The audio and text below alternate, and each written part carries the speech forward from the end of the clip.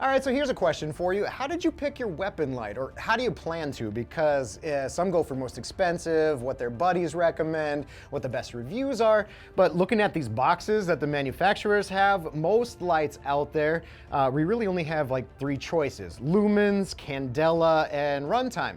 But if I grabbed some random light off the shelf and gave it to you, would you be able to look at the label and tell me how it's going to perform downrange? Well, that's what we're going to try to find out here today using these 2,000 lumen Streamlights, this little light meter, and our 50-yard test range.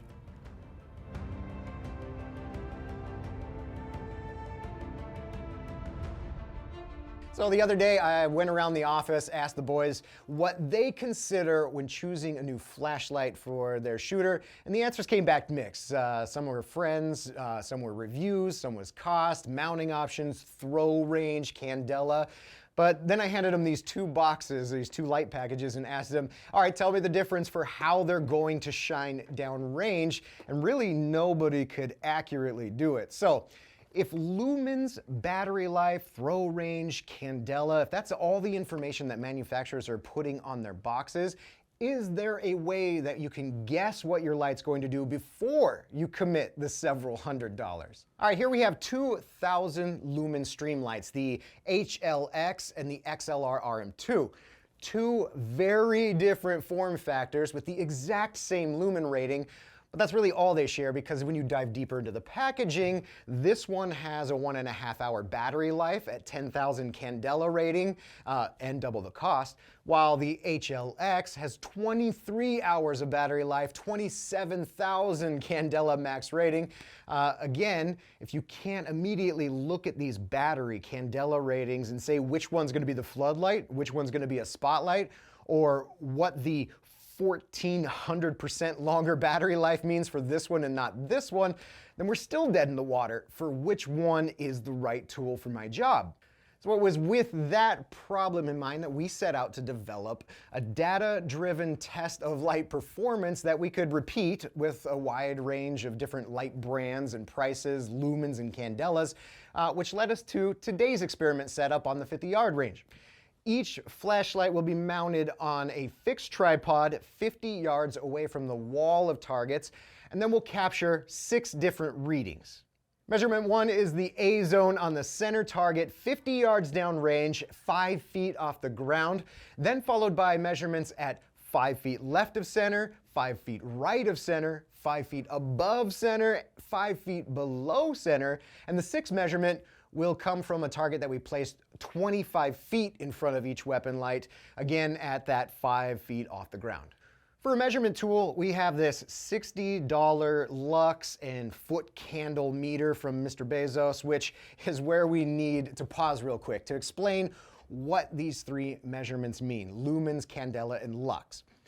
We could spend an entire episode on just this topic alone, but at its most basic, lumens are the absolute max capacity of light that can be emitted by any given light source.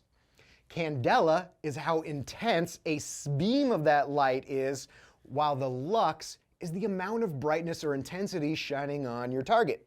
So in a perfect world where there are no adjustable intensity LEDs, lumens and candela are fixed. They don't change. However, the lux, or the amount of brightness or intensity hitting your target, it does change.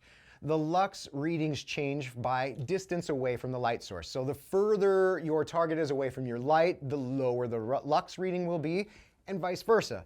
Not only that, but lux also changes out towards the margins or the edges of the light, meaning we can measure a hotspot of lux in the center, while out on the edges it will be lighter, or we can measure how even distribution the light is across that area, like you would typically see with floodlights.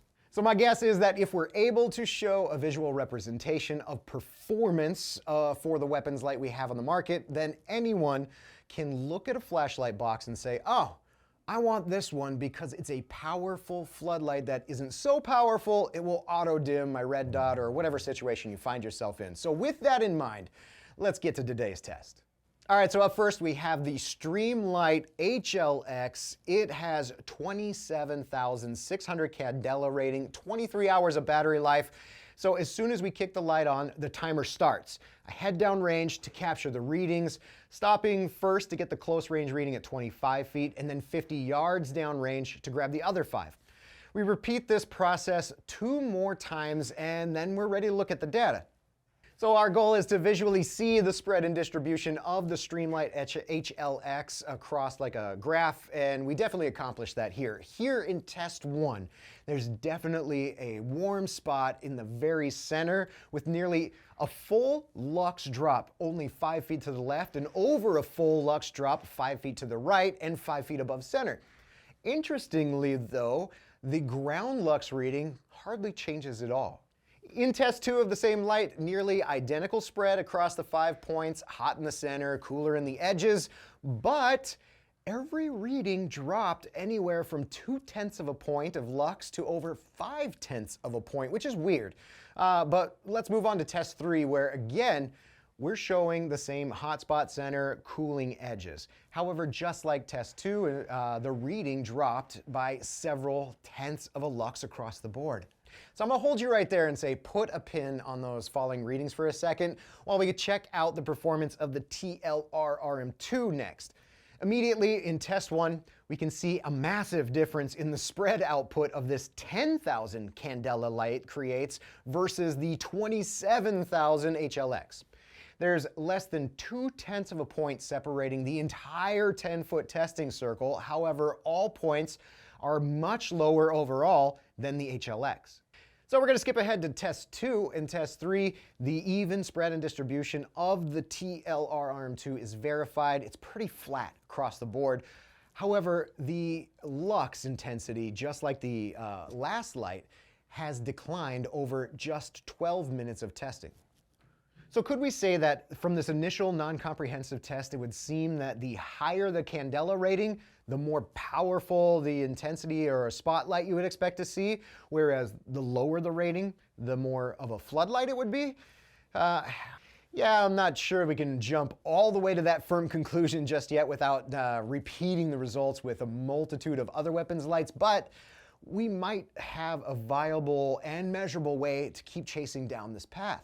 As for the dropping intensity or lux of both of these lights over just 10 to 12 minutes, hey, like any good experiment, this one keeps you walking away with more questions than answers, which is actually good, because if this stuff is interesting to you guys, we can keep going. For me though, here's the questions I still have.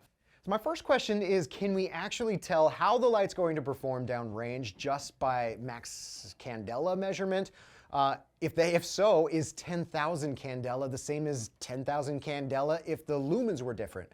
Or why would you get 1.5 hours of battery life from one light using the same batteries when the other light will give you 15 times that life? And even in that frame of mind, do you actually get a full 23 hours of battery life that it says on the box, or is that constant use? Is it intermittent use? I will say that we do have some ideas, hypotheses to answers to some of these questions, but man, does it require some more testing, in which case, I think we might actually stay on this topic of light testing for a little while and see if we can't put some data behind the numbers that we have on our weapons light boxes. Like, why did the numbers of lux drop over the course of 10 minutes?